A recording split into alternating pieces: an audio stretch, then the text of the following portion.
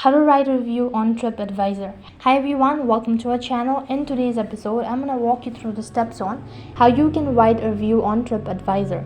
In order to write a review on Tripadvisor, what you need to do is, first thing first, make sure that the device is connected to an internet service, and after that open up or log in into your Tripadvisor account. So then to write a review or to submit a review, you need to click on review tab located right at the bottom, and this is going to take you to the page where you need to select the hotel or the flight. So right over here you'll be able to see the reservation that you've made throughout the years. In order to write a review, so click on write a review, which is right on top. So you need to select what you do like to review.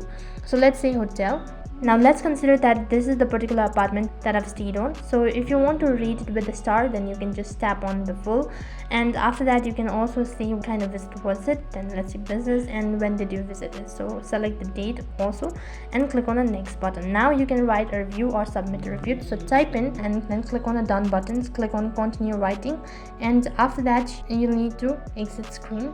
So over here you can also give a title to this review if you want to, then click on the next button, and that is basically how you can review on Tripadvisor. In this way you can write a review on Tripadvisor. That is all for this video.